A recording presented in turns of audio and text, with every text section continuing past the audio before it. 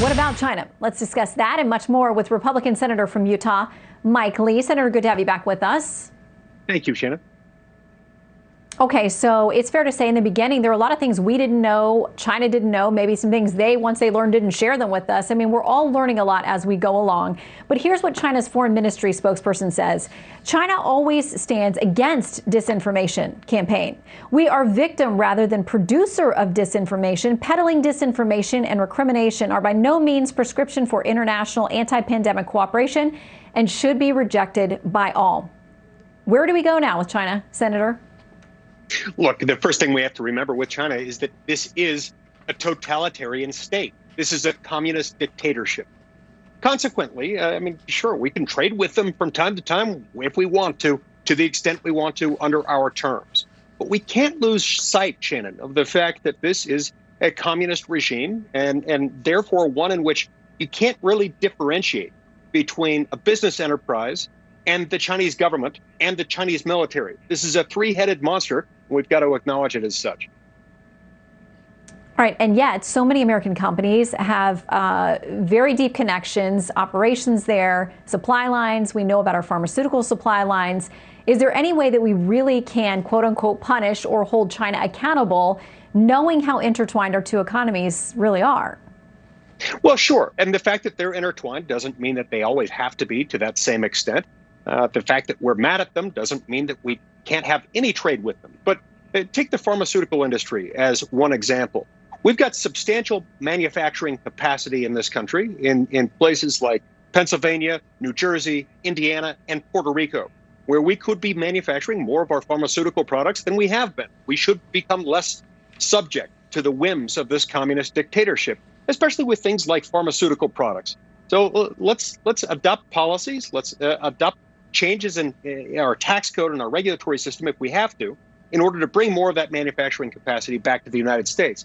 This is one area, especially with regard to prescription drugs, where I think Americans would voluntarily, even without action by the government, voluntarily spend maybe a little bit more, say 50 to 75 cents more per prescription, if they know that it's going to be a secure pipeline and not one that relies on this communist dictatorship.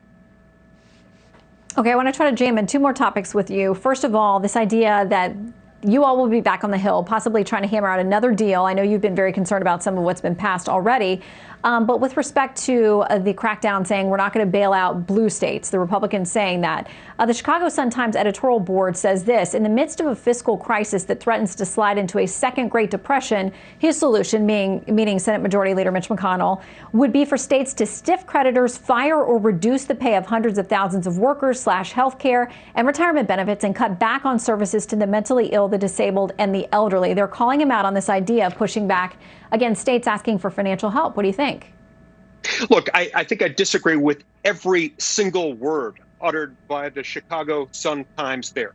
Everything they said is wrong. Every single characterization that they've pinned on Mitch McConnell is unfair. Look, the fact is, Shannon, that if you take the top 5 states with the top highest per capita unfunded pension liabilities, they amount to roughly 5 times the per capita unfunded pension liabilities of the most responsible states. We can't, as a federal government, at the time when we've already appropriated and spent $150 billion helping states specifically deal with the COVID-19 epidemic, we can't in that same moment fix another problem that's been years, in fact, decades in the making, as a result of decades of mismanagement by democratic, liberal, progressive regimes in various states. We can't suddenly change that and pretend that this is all somehow necessitated by COVID-19. Much as the Chicago Sun-Times might want to pretend otherwise, they're wrong.